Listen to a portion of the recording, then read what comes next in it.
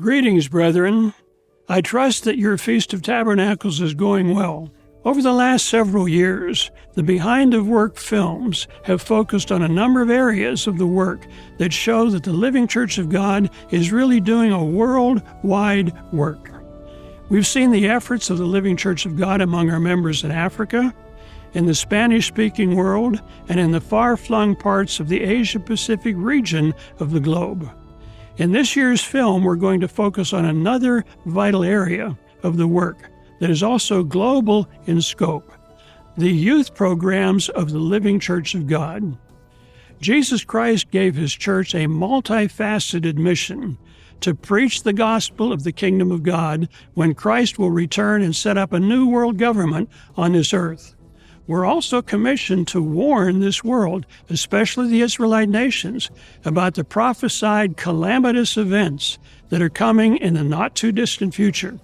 But there's another aspect of this mission that is mentioned in Luke chapter 1, verse 17, and that is to make ready a people prepared for the Lord, and that includes young people.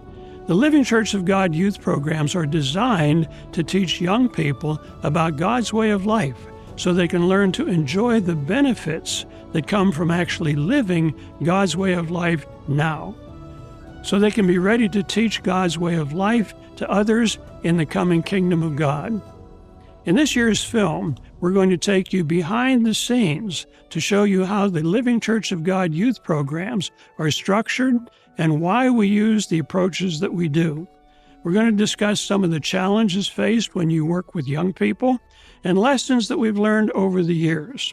We're also going to describe the biblical principles and values these programs are built upon and methods that we use to achieve the goals of the youth programs.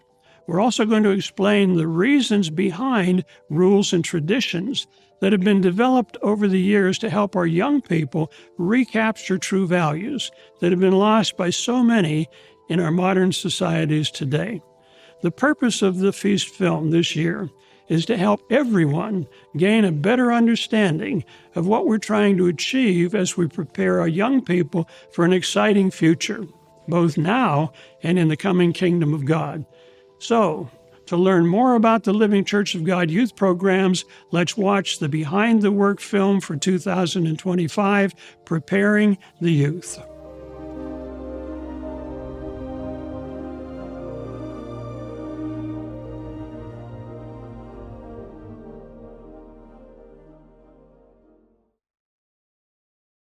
I've often said that everything I know I learned at camp, and that's a little bit of an exaggeration, but not much. Over the 4 decades that I've been involved with camp, I've learned a lot of lessons about organization, about working with people, and most of all, growing in love for the young people that we serve. And it's very gratifying to see young people come to camp. They grow up, they get married, they have children, and now their children are coming to camp. And not only are their children coming to camp, but they're getting married and they'll have children as well. So it's very gratifying to see that, and we have many examples of that over the years. You know, the summer camp has grown tremendously over the last few years in terms of what we've tried to accomplish. Worldwide had a wonderful camp up in Orr, Minnesota. My wife actually attended the first one, which was in Big Sandy, Texas, which was 8 weeks long. But we moved the camp to Orr, Minnesota, and we had wonderful facilities, and we had a wonderful program. But that program had to grow. And over time, it grew. The development of the organization was really wonderful.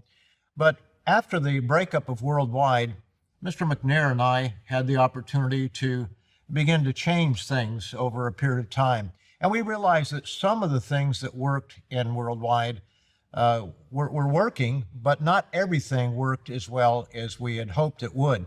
So many of our young people did not stay with the church.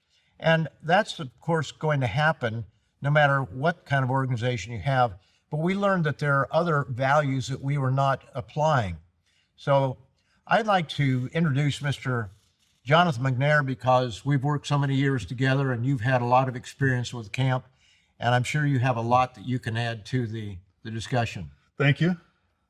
We were just talking before about the number of years that each of us has been involved in camp, and I think the irony is the first year that I went to camp as a camper was in 1980. And then a couple of years later, 3 years later, I guess, was the first year that you worked as a swim instructor. So just about the time that you were working there as staff, as a minister there, I was going as a camper. And then over the years, I've had opportunities to be involved with camp really in different parts of the world, in New Zealand and Australia, as well as the Philippines. And then, of course, in later years, there in Michigan and other places. But camp has been a big part of my life. And I guess in more recent years, what really stands out for me is when we were having a conference, and this was when I believe it was the Global Church of God before the precursor to Living Church of God. And we were having a conference, and Mr. Weston, you gave a presentation, and you talked about how we wanted to build a camp programs for our young people, but it was time to take stock of where we were, what worked, what didn't, what were the fruits. And I don't know if you remember that, but it really put the seed in my mind that yes, we can begin to step back and look at the big picture and see what's being accomplished and what we can do. And since that time, I've been encouraged to be able to be involved, and of course, be involved with you. Do you remember that conference and what you said Was it at Mississippi? that point? It was. That's right. I think I commented on it at different times in the Council of Elders, but there as well. And I'm glad it did touch you that way, because Mr. McNair has been such an integral part of the whole camp program. He's a strategic thinker, and there are a lot of the changes that we've made have been as a result of some of the things he's come up with.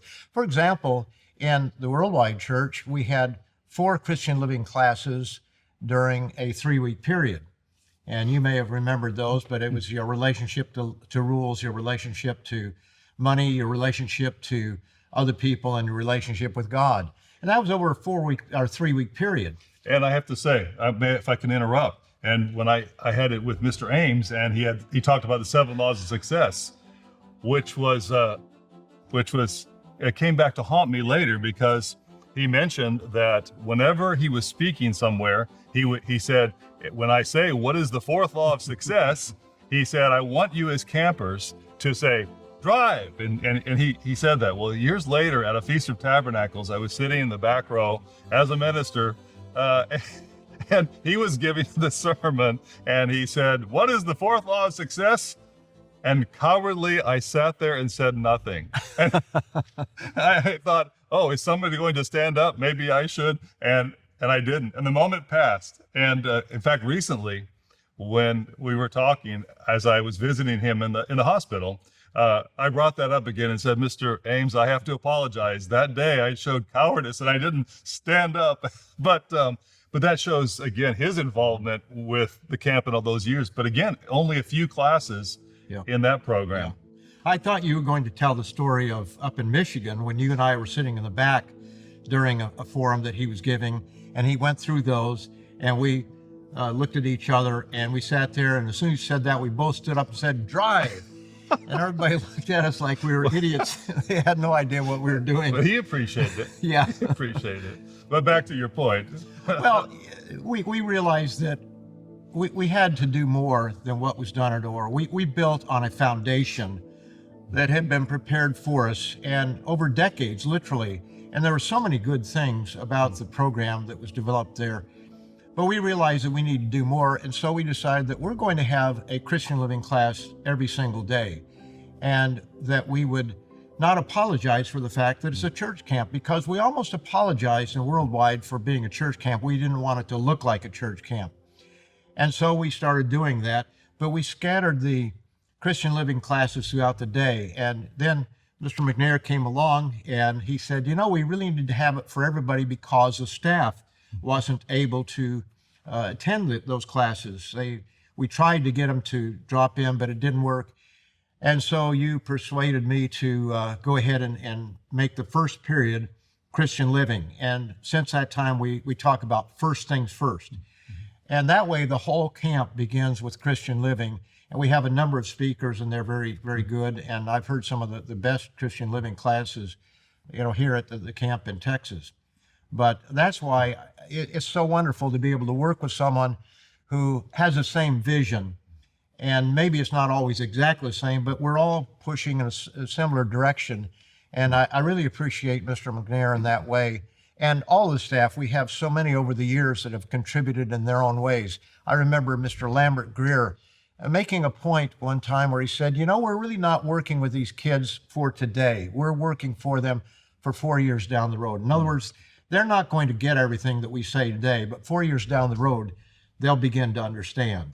Especially when we're reinforcing the things that their parents are generally teaching them. And, Right. and when they come to camp and they hear, well, it's not just their parents, but it's also others and even peers, the other campers Yes. who are hearing the same things, and then the instructors here are teaching those same things. But and I would agree that we bounce around a lot of ideas, and thankfully we have staff that is willing to give it a try when we try to implement something, and oftentimes we find out a reason why it may not work logistically. But that was our goal from the beginning, to try to analyze, why are we doing this? Why are we doing that? Can we do it better?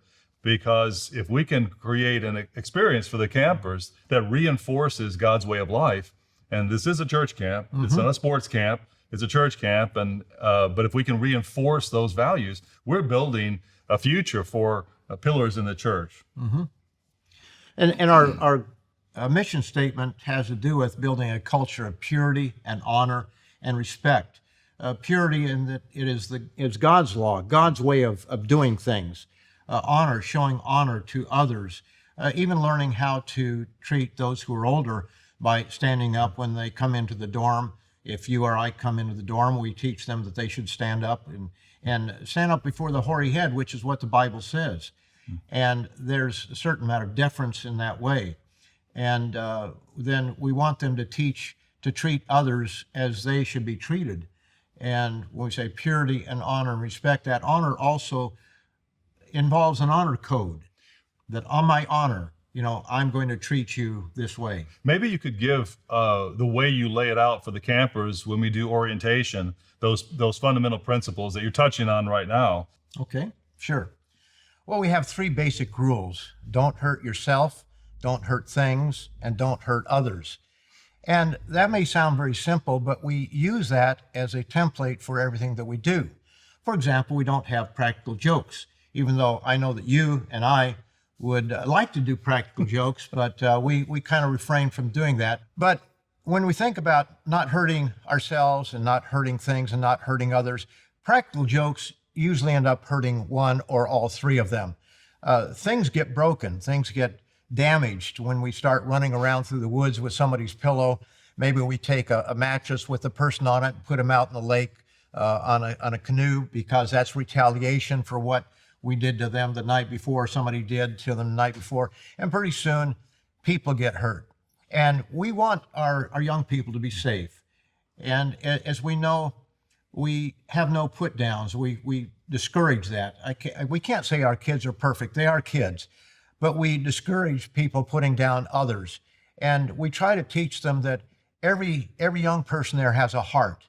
Every young person wants to be accepted. He wants to be respected. She wants people to like her and not to shun her. And so we avoid the cliques as much as we can. We have mechanisms in place. And you might want to speak of some of the mechanisms we have, like in dining hall and elsewhere, to break up the cliques. So years ago at the camp in Michigan, we instituted the tradition that as the dorms come into the dining hall, they zipper. First one girl, then one guy, then one girl, then one guy. And this way, it in a random way, it brings the girls and the boys together. And then when they go through the line, as they come out of the line, they sit around a table together. And the idea is we can encourage them from the pulpit. We can say, you should be talking with different people. You should be getting to know different people. But by having them sit around a table, it actually creates a mechanism that allows that to happen. And so it also allows us to teach courtesy, because then we explain that the young men should take the tray or the dishes of the young lady next to them when it's time to get up and take them to the place where we wash the dishes. But having that sitting around round tables with a boy, girl, sometimes with counselors sprinkled in as well. Yes. In the mix, the counselors aren't off somewhere else, but the counselors are there in the mix. It creates a workshop, you might say. It's a little sandbox where they can practice the skill that we're teaching them. And the more we can have those as part of the day, which really make up the schedule that we frame, the better they'll be able to actually put into practice what we're teaching them. And I think that really comes to life when you think of the opposite. When you think of how in high school or junior high school or at a lot of camps, they let kids sit wherever they want to. And so what are they going to do? The natural tendency is they're going to sit with their friends, their buddies, and pretty soon you have an in crowd and everybody else, and you have those that feel left out. And that's why we just don't let them sit any place they want to. We want them the mechanism. This is a word that Mr. McNair used a lot of mechanisms we have. We try to avoid problems of behavior so we don't have to deal with it. So there are things like, I often use the example, we don't serve grapes, because we know that if somebody is standing around, boys there, if they've got a handful of grapes, they're going to want to take those grapes and put them up against the head of another person, throwing them and that sort of thing. We know that there are certain times during camp when things can get a little bit out of hand. If they're used to everything, they know that the end of camp is coming. So Mr. McNair and I will go down to the dorms and we will sit and we'll just go in and talk with them. By simply being around them, being present and walking around, it's a secret mechanism to just damp down any potential enthusiasm in the wrong direction. Right. But that's also like the curfew, talking about the evening time. You've mentioned often that if we're going to create a rule, we're going to create a tradition like a curfew time, then we have to stick by it. And we expect not only campers, but staff to abide by the curfews that we set. And if they don't, then we take action. And I think that one of the great lessons that I've learned over the years is that you encourage good behavior and you discourage bad behavior. And that may sound very simple, but honestly, I've seen way too much of that over the years where bad behavior is rewarded and good behavior is not. And that discourages the kids that are trying to do it right. And it really doesn't save the kids that are trying to do it the wrong way, because they're just going to do it their own way. One of the things you talked about back those years ago at that conference that made an impact on me was the idea that we need to make sure that we don't, within the church, try to replicate or have the idea that we need to replicate what, say, kids in the world have with sports or with proms or with different activities like that. If we're trying to replicate that, then we're missing the picture of working with our children. So, for example, I think of how we handle our activities and our sports and different activities. We have a variety, and we have the goal of helping every camper to improve to the degree they can, recognizing this is not a sports camp. Our kids come from all different backgrounds in terms of one activity or sport or another. And so therefore, we really need to help each one where they are. Yes, and we want to give them individualized personal attention when it's needed. If you have someone that's having a problem in a certain area, if we've got a staff member that can take them aside and help them with that particular skill. But another thing that we do is we try to cut down the cool factor. And we have a lot of fun with that, especially during our orientation period. When everybody's trying to out-cool everybody else, then everything breaks down. John wants to be cooler than Jim, and so he does something a little bit more crazy. We've seen some awful crazy things over the years. I remember there was a fellow one time that had a trench coat that he wore during the summer because that was cool. Or we have people that, they got to roll up their sleeve because that's cool, or they got to put their hat on backward. And so I always say, if it's on backward, we don't know if you're coming or going. We would like to know which direction you're going. But when people are trying to be cool, who are they thinking of? They're thinking of number one. And we want our campers to start to think beyond human nature. We want them to start thinking of, how can I help this other person? How can I make this person's day by treating them with respect and not focus on myself, but focus on the other person? Because there are no end of ways that they can be cool. In fact, you told me this morning, he told me that I am really in cool because we're in chapel, by the way, and so we take off our shoes because it's carpeted, it's brand new. So I've got socks that come up like this.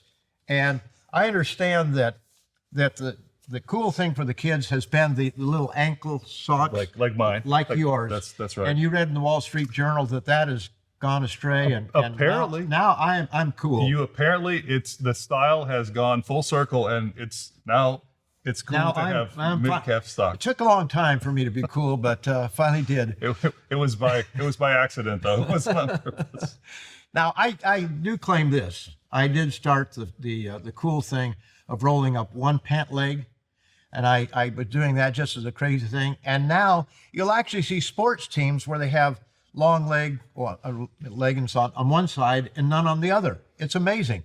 I claim that. That's my fad that I started. But you have to explain to the audience that's because in our orientation that we have for the campers, we actually draw a comparison between what it's like to try to be cool and what it's like to not worry about being cool. And Mr. Weston, as a means to exaggerate that, he goes through a transformation where he rolls up his sleeves or rolls up his pants leg, and you go through this transformation where you explain what the attempt at being cool is all about. It's a lot of fun, but it teaches the young people the difference, and we want them to think, and we're trying to educate them. And I think one of the big things we're doing here, we're not just having fun. You know, kids will have fun a lot of different places, and they'll have fun here. We know they will. But we're trying to educate them as well. And really, we're trying to back up what you as parents are doing. In fact, one of the points that I make in our staff orientation, is that these are not our kids. They are your kids. And we have a responsibility to return them to you at least as well when they came, or better. And we think in most cases they're a little bit better off. But sometimes, as Mr. Greer said, it takes 4 years down the road. And I've noticed in the counselor meetings over the years, because every morning we have a counselor meeting, and at noon, that's over breakfast, and every lunch, Mr. McNair takes the department heads, and we talk with them. But I've noticed the counselors will say, you know, these kids are different. They're not like we were. And what they don't realize is that's the way that they were back then, but they have been transformed over a period of time, coming as campers, high school workers, and then eventually assistants to the counselor, and then counselors. And they have transformed, and they've bought into the program. And we're very open. We have something to sell, a better way of life. We don't sugarcoat that. And when you talk about education and not having the cool factor, really by having our dorms with young people of all ages from 13 to 17, what we do is try to encourage those campers that are older, that are the 15, 16-year-olds, if they are more mature, if they are bigger, if they are less shy, if they are better at sports. The idea is we say, look, you can help the younger ones. You encourage the younger ones. Get your mind off yourself and get your mind on others. Some respond better than others, but that's the idea.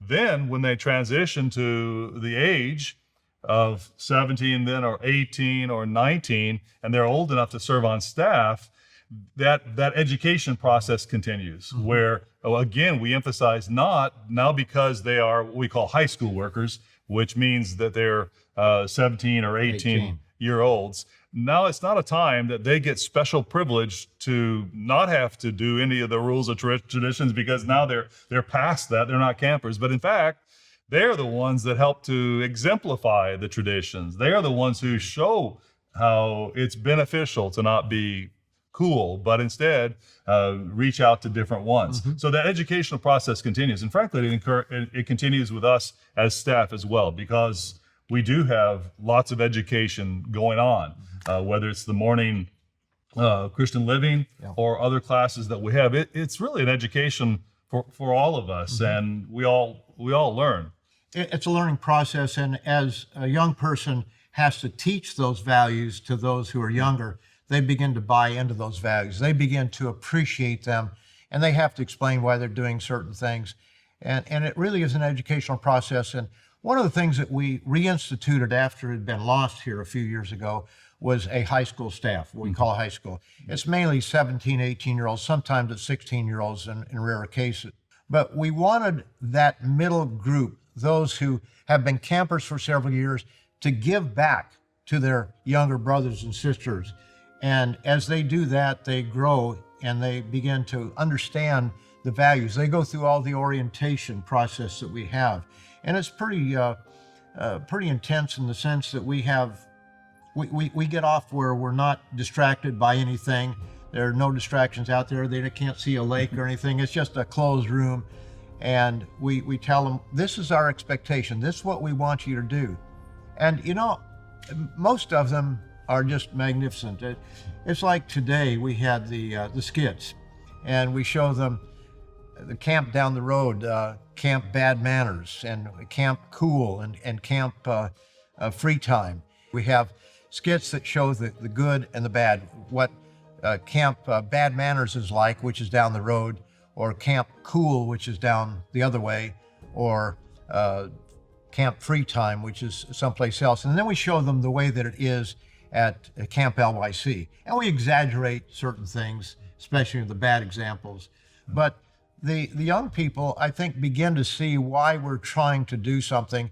And the ones that are in the skits, they begin to really buy into it even more than they did before. Now, they're counselors, so that we've gone to that, you're just using the counselors.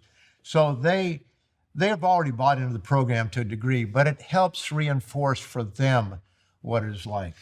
I think one of the objectives with that, as with a lot of the things we do here, is defining expectations. Because it's easy for us to just stand up here and say, we want you to be good. Don't be bad. Don't be naughty. Don't do bad things. Don't be disrespectful. But when we, in an activity, for example, if there's one of the campers is talking when they should be listening, and we stop and say, please listen to the instructor, okay? And then we go on. Now they've learned that, and we're even saying specifically, that's disrespectful. Listen to the instructor at this point. And now they learn, oh, that's wrong behavior. And so we have a workshop to actually show right behavior and define what is wrong behavior in the dining hall.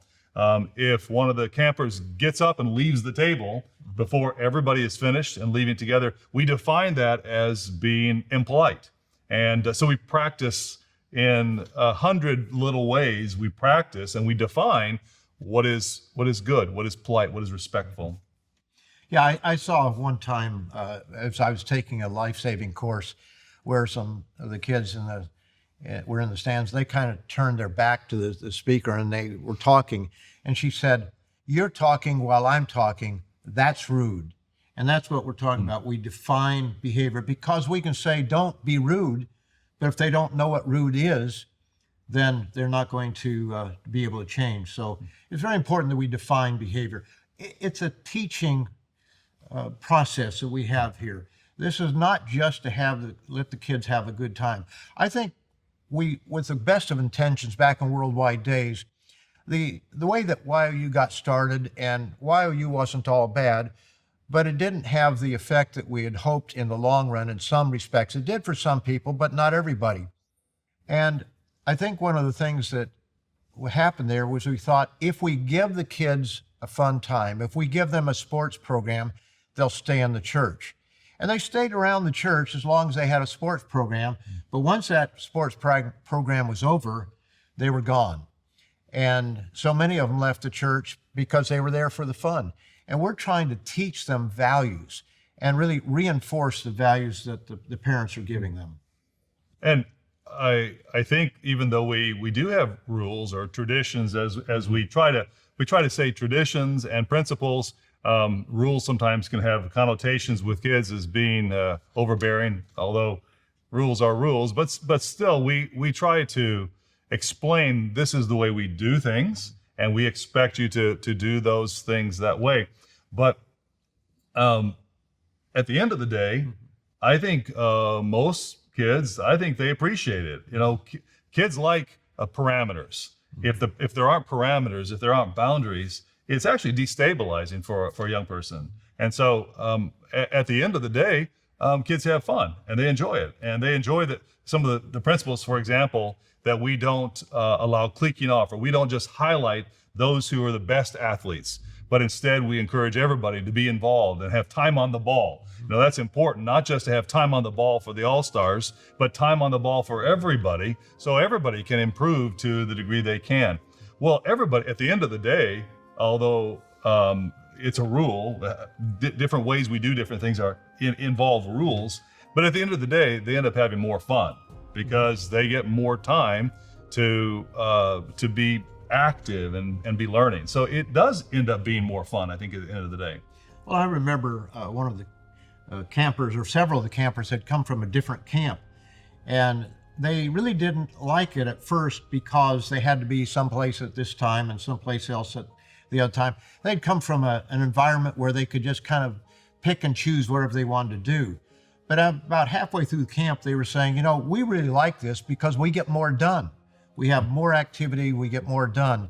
And when we talk about doing things decently in order, without confusion and in peace, when you do things in a decent and orderly, then you do have less confusion. You have people knowing where they're supposed to be, when they're supposed to be there, and then they have that full time to be able to enjoy it. But if you have people showing up 15 minutes late, then that takes away from everybody. And so let's say you have two teams, they show up for basketball and one shows up 15 minutes late, then you've just hurt everybody else who wanted to play during that time.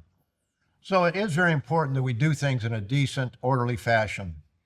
One of the things that I think has been helpful over the past couple of 3 years, if I may give a plug for Living Education. I was thinking that a little earlier, so thank you, because I forgot it already.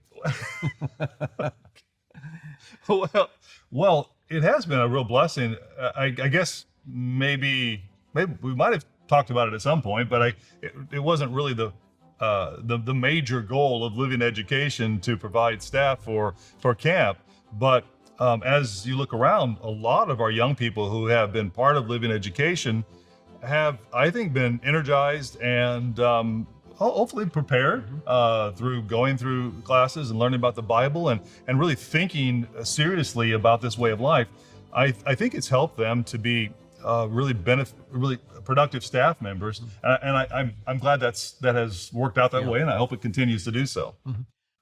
Well, I was talking last night with several of the incoming Living Ed students, and I'll tell you, they're just really fine people. And this program feeds Living Education, and Living Education feeds this program.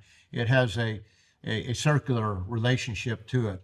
And it's very important because we're looking at young people. We have the preteen camps, then we have the teen camps, and then we have L4T, which is one of the youth programs that we do have, young adult, 18 to 30, and we have Living Education, and it helps bring them along toward a path toward what we're hoping to see in them, eventually getting married, having families, having stable families, and being able to contribute to the church in a much broader way.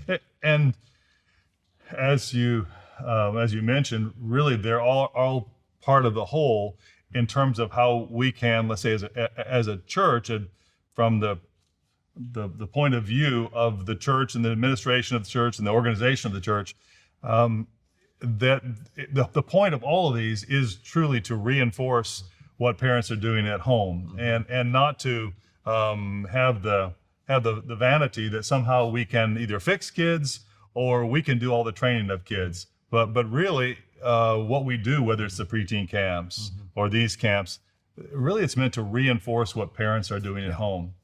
Yeah, the parents have them for quite a long time, for 18 years, roughly speaking. We have them just a few weeks here and there.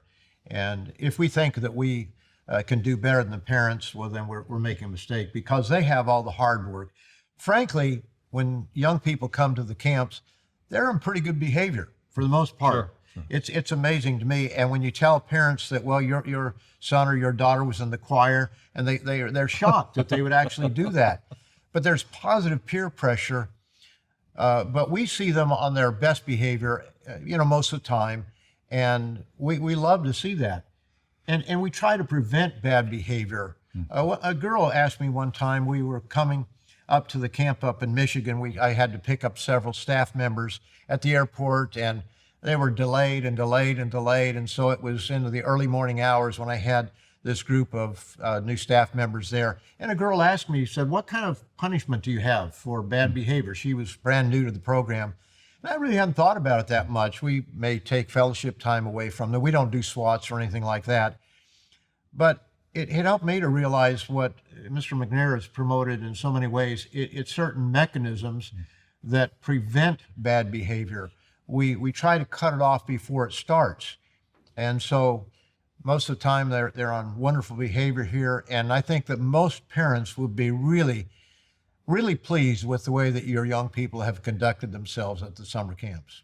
One of the things that we try to help with the young people and is helping them become a rounded person by the variety of experiences that we offer. So perhaps it would be helpful to talk about the table topics and dance and that part of it, because oftentimes the parents send their kids to camp, they think of sports and and that type of thing, canoeing, but we also have that part of the program that contributes to their decorum and interaction between boy and girl and so on. Perhaps you could tell them about that. Sure. Well, we have the topics in dance. We have a dance class, and in that dance class, we try to teach them how to conduct themselves, how a young man should go up and ask a young lady politely if she would like to dance, or if he may have this dance. And then he leads her out onto the floor, and then he takes her back after the dance is over, instead of just walking away and leaving her there like a nickel waiting for change. So we try to teach them courtesy, and that's very important. And we teach the boys to dance with all of the girls as much as they possibly can. Otherwise, you're going to have people that are just going to go for that popular one. And that's the way it is in high school and various other places. Of course, in high school, you go with one person, you stay with the person the whole time. But it's amazing to me how well our young people do step up and do the things that we're asking them to do. And that can serve them well throughout their lives. But they give everybody an opportunity to dance, and they enjoy that. And then we bring them together, and the women's role class usually does the decorations for the topics in dance. And so we also have a speech class, and we teach them to speak and table topics, and that's why we call it topics and dance, because they come in, they have table topics, and then they have a dance after that. And they dress up for it, and it's a special occasion, but we don't have dates for it. We have escorts. They escort a young lady to the dance or the topics and dance. They dance with them the first dance. Then they're expected to dance with all the others, and then the last dance, they will dance with that individual and lead that individual back. So it's a subtle thing, but we don't have dates. We have escorts. And what better way to teach young men to treat a young woman respectfully than to learn how to properly dance with them? I think it's a great mechanism, again, to learn not only grace and a little bit of exercise, on the floor, and learning to have a bit of agility, but it's also really good for the boys and girls to learn how to be in contact with each other in a way that is respectful. Yes, and we have other classes too that are go beyond sports. For example, this year we have Mr. Braddock teaching a class in plumbing for the boys, and we have a different class for the boys than we have for the girls. We don't teach our daughters to be plumbers. It's okay if they learn some things, and it's always helpful, but we want to teach our young fellows what they might do in life. Now, we're not saying they can't be an engineer or something else, but we want to show them some of the trades. And if nothing else, they would be able to help out at home later on, fix a faucet or something along that line. Last year it was on electricity, how to connect wires without electrocuting yourself. And of course, don't do it at home. We certainly tell them that. But we've had individuals who have gone into an electrical career as a result of it, several that I've heard of. Before that, we had a class in bricklaying. And I think we taught some that they didn't want to be bricklayers because that's hard work. But you have others that take up on that. And the principle behind that life roles class is this: as the Bible teaches, God teaches that boys and girls are different, men and women are different. And no matter, even if our society says, no, there's no difference whatsoever in any way, shape, or form, we know that's contrary to the scriptures. So generally speaking, we're trying to encourage the girls in certain areas that are of more natural interest to them and to develop those skills, and the boys to develop other skills. We make no apology for the fact that we will do things different for the boys and girls. And you know, in some corners of the world today, that really flies against popular custom, but that is the way that God approaches it. So in that sense, we're trying to reinforce a biblical principle with a mechanism that we use. And I would give you credit for that, because you really focused on that aspect of things, the camp program, and really pushed for that. And we've developed it, and it's really come a long way since that first year or two. I think they were changing tires or something like that. And we did some electrical work up there in Michigan, and maybe even plumbing. I don't remember for sure, but it's come a long way. And we really have some very fine people teaching these classes. And as much as possible, we have people that are really skilled, even licensed in some of these areas to be able to do it. One of the things that our brother may have noticed is that we do have a lot of ministers, pastors, and their wives who come and serve in the program, sometimes for just a year, sometimes for multiple years. But that is an objective that we've had over this past few years, is to help our ministry to understand what we're accomplishing here and the principles, so they can be able to certainly answer questions and speak to it, but also catch the vision of what we're trying to accomplish. And it's been invaluable because, like you mentioned with the Christian living classes, we've had some really wonderful teachers through the ministry that has come here. And again, in addition to our staff that serves so faithfully over the years. And I think catching the vision is something that we're really striving to do, to bring these men along. You can come to camp one year and maybe not realize everything that, in fact, you won't realize it. We know that with our counselors. If we have a counselor who's never been to camp before, and sometimes we have to do that because of the age that they have to be, we recognize they're not going to have the full vision that we have. And it takes time to transfer that vision into the minds of others. And so this is why we like to have the younger ministers, especially where possible, and work with them for a few years where we're able to. We can't bring everybody in and keep them forever, but we want to pass on that vision so that when we're gone, we don't know how long it'll be before Christ returns, but my time at camp is coming to an end, and you have a few more years, God willing, but we want to transfer that vision so that it doesn't die, because if you're not diligent to hang on to it, it gets lost, and it can get off track real quick. In that regard, I really do believe that it is an unselfish way of doing it. I know you feel this way, and I certainly do, that we do need to find those men and women who have a passion, a desire, and an energy, and also can connect the dots between God's way of life and being able to pass that to young people and inspire them. I say unselfish because I feel like we've been very clear that we want to get other people on the bus, and those who are willing to be involved, we want to get those people on the bus and be able to pass on the baton. I was just thinking, we were talking about passing on the baton the other day in some different ways. And I remember a relay race that I was in one time in YOU, and those days you're talking about, wonderful regional relay race. And unfortunately, although we had a really good team, when I was passing the baton, this was the 440 relay. As I passed the baton, I missed the guy's hand in front of me, and we had a stumble, and the baton fell to the ground.